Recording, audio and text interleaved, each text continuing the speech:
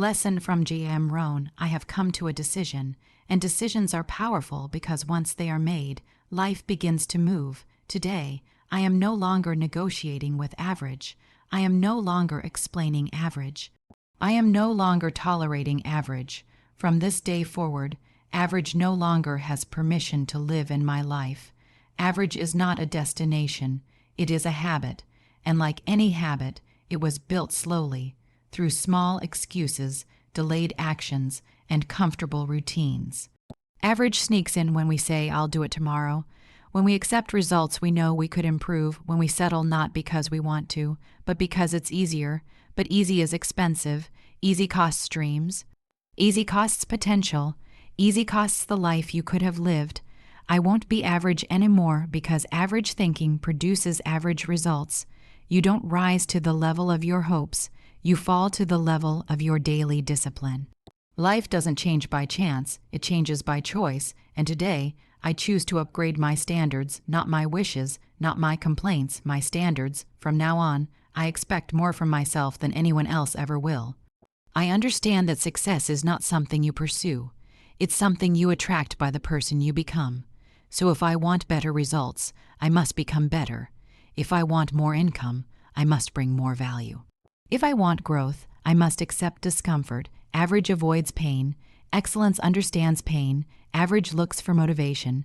Excellence builds routine. Average waits for opportunity. Excellence prepares for it. I am no longer waiting to feel ready. Readiness comes after commitment, not before it.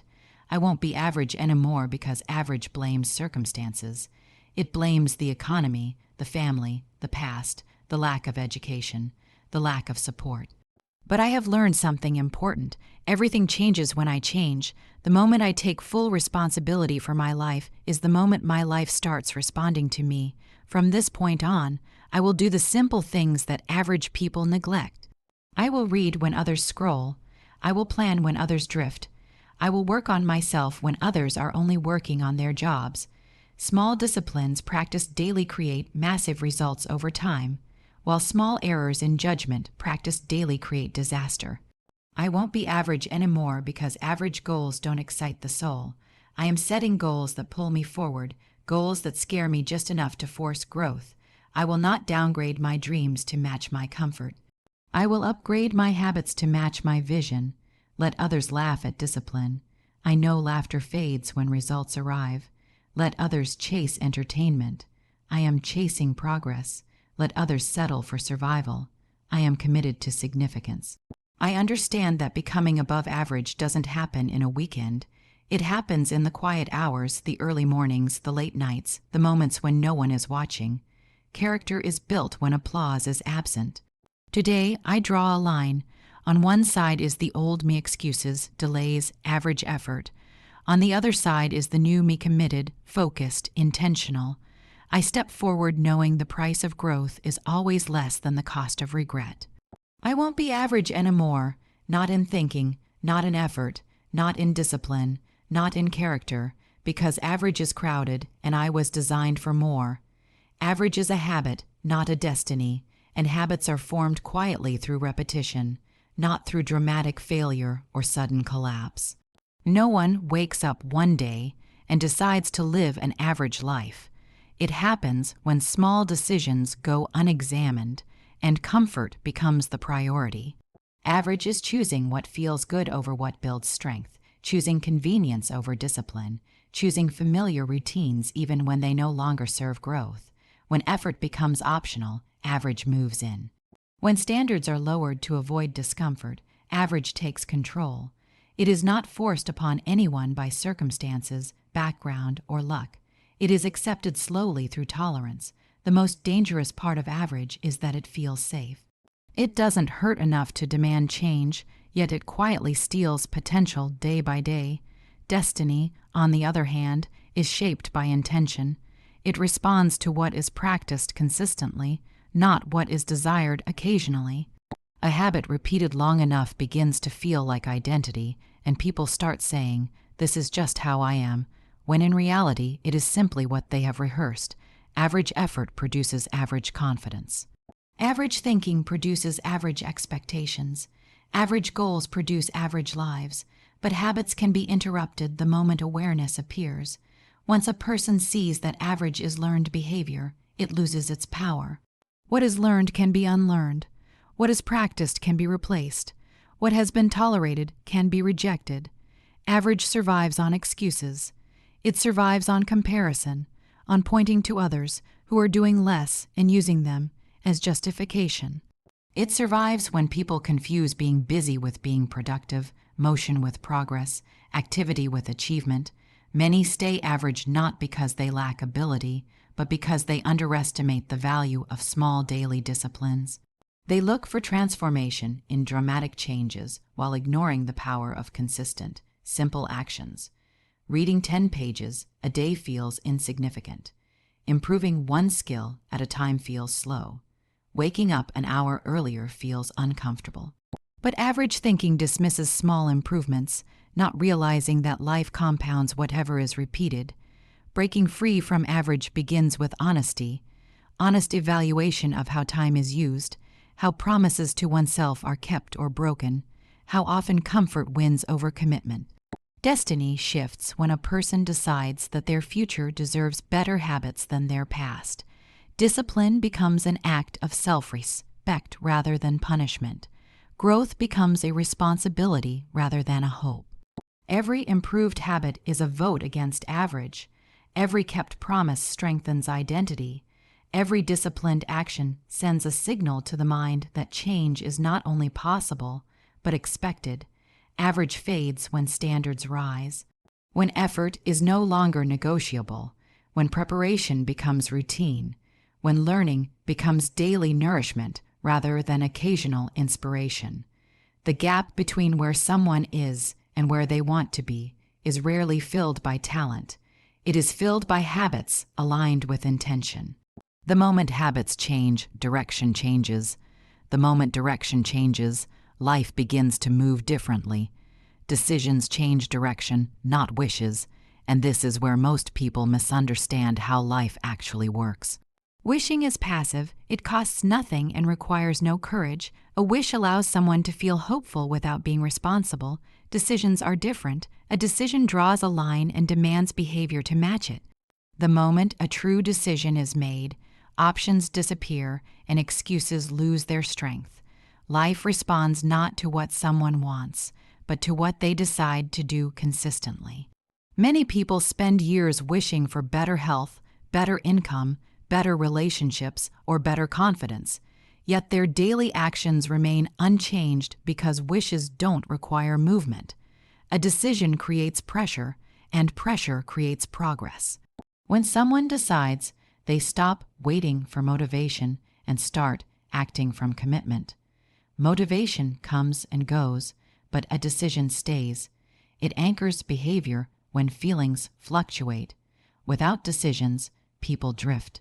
They consume information, attend events, listen to speeches, and feel inspired, yet nothing changes because inspiration without decision fades quickly. A decision transforms information into action. It turns knowledge into discipline. It turns hope into structure. Direction in life is not changed by dramatic moments alone, but by the accumulation of decided actions.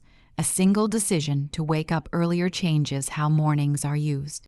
A decision to read daily changes how the mind thinks. A decision to practice a skill changes competence. Over time, these decisions alter identity. People often wait for clarity before deciding, but clarity usually comes after action. Movement reveals what thinking alone cannot. Deciding first and adjusting along the way is how momentum is built. Wishes keep doors open. Decisions close doors. That is why decisions feel uncomfortable. Closing the door to old habits, old environments, and old excuses creates temporary loss, but it creates long-term gain. Indecision keeps life flexible but directionless. Decision brings focus. Once focus is established, energy stops leaking into unnecessary activities. Time begins to work differently. Hours become intentional instead of accidental. Many avoid decisions because they fear being wrong. But not deciding is itself a decision with consequences. Staying where you are is a choice. Repeating the same routines is a choice. Accepting the same results is a choice. Progress begins when responsibility is accepted for these choices. Blame fades when ownership appears. Power returns when responsibility is taken. A decided person becomes dangerous to limitations. They no longer negotiate with moods. They no longer wait for perfect conditions. They adjust, learn, and persist. Decisions create self-trust. Every time a person follows through, confidence grows. Confidence is not a personality trait. It is a byproduct of kept decisions. Direction does not change overnight, but it changes immediately. The path shifts the moment the decision is made. What follows is alignment, habits, environment, and thinking slowly rearranging themselves to support that decision. Life has a way of rewarding clarity. When someone decides who they will become, opportunities begin to appear that were always there but previously unnoticed.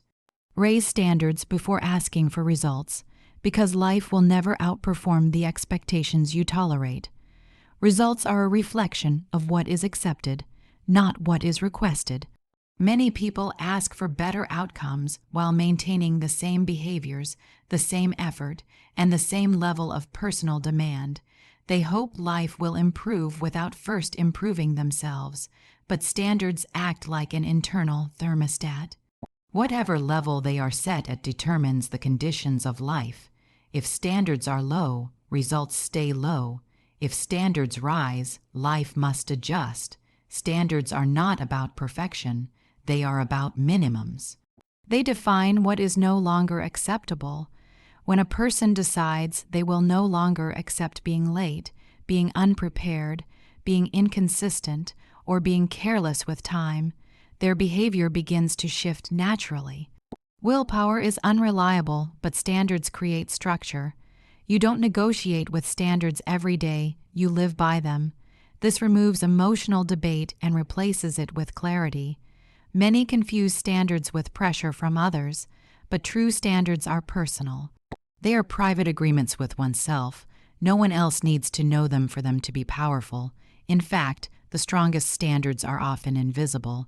They show up in preparation, in quiet discipline, in what someone does when there is no immediate reward. Raising standards is an act of self-respect. It is deciding that your future deserves more care than your comfort. Results do not improve because of demand alone. They improve because behavior changes, and behavior changes when standards shift. A person with high standards reads when tired, prepares when it would be easier to wing it, and practices when progress feels slow, not because they are extraordinary, but because their standards leave no room for average behavior. They don't rely on mood, they rely on principle. Lower standards create repeated disappointment. Each broken promise to oneself weakens identity. Over time, people stop trusting themselves, and confidence erodes. High standards rebuild that trust. Each time someone meets their own expectations, identity strengthens. They begin to see themselves as disciplined, reliable, and capable. This self-image then drives future behavior, creating a cycle of improvement. Raising standards also changes what a person allows into their life. It changes the conversations they engage in, the environments they stay in, and the relationships they tolerate. It becomes easier to say no, not out of arrogance, but out of alignment. Time becomes more valuable. Energy becomes more protected. Focus becomes sharper. People often wait for better results before raising standards, but the sequence is reversed. Standards come first, results follow. Life tests new standards immediately, offering resistance to see if they are real. Discomfort appears, temptation appears, old habits try to return. This is not failure. It is confirmation that growth is happening. Holding the standard during these moments is what locks in change. When standards rise, excuses shrink, complaints lose relevance, responsibility increases, but so does personal power. Asking more of yourself before asking more from life creates momentum. It shifts the relationship with effort from obligation to identity. The moment standards are raised, average behavior becomes uncomfortable, and growth becomes the natural response. Daily discipline creates extraordinary outcomes, not because discipline is dramatic, but because it is dependable. Discipline is the ability to do what needs to be done long after the excitement has faded. It is choosing progress over preference, commitment over comfort, and responsibility over excuses. Extraordinary results are rarely the product of a single heroic effort. They are the result of small, disciplined actions repeated until they become identity. What is done daily eventually becomes destiny. Most people overestimate what can be achieved in a short time and underestimate what can be achieved through consistency. They look for breakthroughs while ignoring routines. Discipline works quietly, without applause, without recognition, and without immediate reward. That is why many abandon it too early, but every disciplined action deposits something valuable into the future. Each early morning, each focused hour, each intentional choice compounds, even when results are not visible. Discipline is not about restriction. It is about direction. It removes confusion by replacing choices with principles. When discipline is present, decisions are easier because the standard has already been set. This conserves mental energy and builds momentum.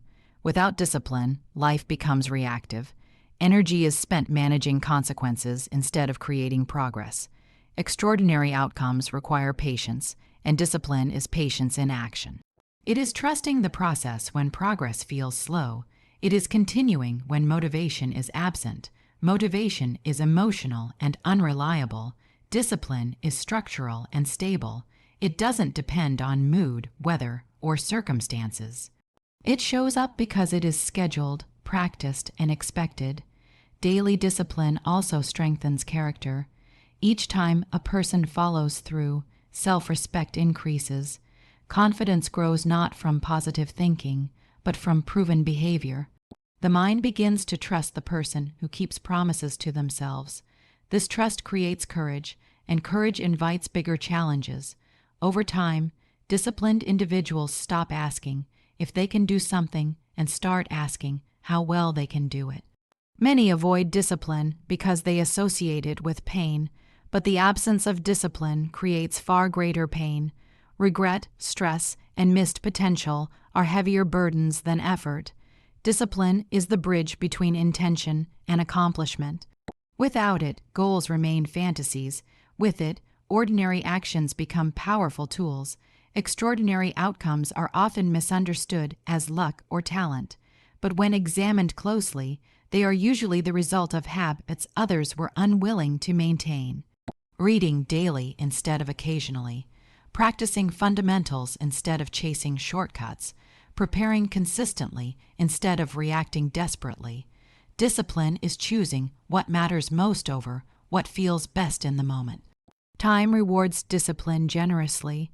What feels difficult today becomes effortless tomorrow. What feels insignificant today becomes monumental over years. Discipline changes how time works, turning days into assets instead of expenses. Life begins to respond differently to someone who shows up consistently. Daily discipline also creates freedom. The more disciplined someone becomes, the fewer limits they experience. Health improves, options increase, opportunities multiply. Discipline opens doors that talent alone cannot unlock. It transforms average ability into remarkable performance and ordinary effort into lasting impact. Personal responsibility unlocks progress because it places control back where it belongs. The moment a person accepts full responsibility for their life, excuses lose their influence and power returns. Responsibility is not about blame or guilt, it is about ownership. It is recognizing that regardless of circumstances, responses are a choice. Progress begins when a person stops asking who is at fault and starts asking what can be done next. Many remain stuck not because life is unfair, but because they wait for fairness before acting. They wait for better conditions, more support, clearer instructions, or permission from others. Responsibility removes waiting. It creates movement even in imperfect situations. When responsibility is accepted, every situation becomes usable. Success and failure both become teachers instead of obstacles. Blame is attractive because it protects the ego, but it blocks growth. As long as the cause of a problem exists outside the self, the solution does too. Responsibility brings solutions within reach. When someone says, "This is my life and my response matters," options begin to appear. Creativity increases, adaptability strengthens, the focus shifts from complaint to correction. Personal responsibility also sharpens awareness. A responsible person pays attention to patterns, habits, and results. They measure outcomes and adjust behavior accordingly. Instead of repeating the same actions and hoping for different results, they refine their approach. Progress becomes intentional rather than accidental. Accepting responsibility does not mean denying challenges. It means refusing to be defined by them. Difficult backgrounds, limited resources, and unexpected setbacks are real, but they do not have to be final. Responsibility reframes adversity as material for growth. It asks, given this reality, what is my best move? That question alone separates leaders from victims. Responsibility builds strength. Each time a person faces reality without avoidance, confidence grows. Self-respect increases when effort replaces excuse. Over time, the mind stops looking for ways out and starts looking for ways through. This mindset changes how problems are experienced. Problems become signals, not threats. Progress accelerates when responsibility is applied consistently. Small changes compound quickly. Adjusting daily routines, improving communication, managing time more deliberately, and investing in learning all stem from ownership. Responsible people don't wait for motivation. They act from principle. They understand that action often creates motivation, not the other way around. Personal responsibility also improves relationships. It reduces conflict and increases trust. When someone owns their mistakes and corrects them, credibility rises. Others feel safer collaborating with someone who doesn't deflect or deny. Leadership emerges naturally from this behavior, even without authority. The greatest gift of responsibility is freedom. Freedom from blame, freedom from resentment, freedom from helplessness. When responsibility is embraced, life becomes responsive instead of restrictive. Circumstances may not change immediately, but momentum does. Progress begins to feel possible because it is no longer dependent on others, timing, or luck. Responsibility transforms effort into progress and intention into action. Growth begins where comfort ends because comfort is designed to preserve, not to expand. Comfort keeps things familiar, predictable, and safe, but it also keeps them small. Nothing new is created inside the boundaries of ease. Growth requires stretch, and stretch requires discomfort. This is not a flaw in the process, it is the process. Every improvement demands a new level of effort, awareness, or courage that feels unfamiliar at first. Most people mistake comfort for stability, but comfort is often disguised stagnation. It feels good because it removes urgency. There is no pressure to improve, no reason to challenge habits, no demand for skill. Over time, comfort dulls ambition. Dreams shrink to fit routines. Potential is postponed in exchange for temporary ease. Growth, however, disrupts routine. It asks for more attention, more effort, and more honesty than comfort ever will. Discomfort is the signal that growth is happening. Learning a new skill feels awkward. Speaking up feels risky. Changing habits feels inconvenient. These sensations are often misinterpreted as signs to stop, when they are actually signs of progress. The body and mind resist change because they prefer efficiency, not improvement. Growth forces adaptation, and adaptation feels uncomfortable until it becomes familiar. Those who grow consistently develop a different relationship with discomfort. They don't seek pain, but they don't avoid it either. They understand that discomfort is temporary while the benefits of growth are lasting. Each time they act despite discomfort, resilience increases. Confidence grows not from comfort, but from surviving challenge. Courage is built by doing what is difficult before it becomes easy. Comfort encourages repetition. Growth demands experimentation. Comfort says, "This is good enough." Growth asks, "What's possible?" Comfort avoids failure. Growth uses failure as feedback. Without stepping beyond what is known, there is no discovery. Without challenge, there is no skill expansion. Without resistance, there is no strength. Many wait for confidence before leaving comfort, but confidence is the reward, not the requirement. It is created through action. Waiting to feel ready keeps people trapped in the familiar. Readiness follows movement. Each uncomfortable step forward reduces fear and expands capacity. What once felt intimidating becomes manageable through repetition. Growth also requires letting go. Old identities, outdated beliefs, and limiting environments must be released to make room for something better. This loss can feel uncomfortable, even painful, but holding on to what no longer fits prevents progress. Growth is not addition alone, it is also subtraction. Comfort offers certainty, but growth offers possibility. Choosing growth means accepting temporary uncertainty in exchange for long-term improvement. It means trusting the process even when results are not immediate. Those who commit to growth understand that ease is earned through effort, not avoided through stagnation. The edge of comfort is where learning accelerates, character develops, and opportunity appears. Each time comfort is challenged, capacity expands. Growth reshapes identity, replacing limitation with capability and fear with experience. The willingness to be uncomfortable becomes a competitive advantage, a personal standard, and a pathway to a larger life. Like, subscribe, and share. Thanks for watching.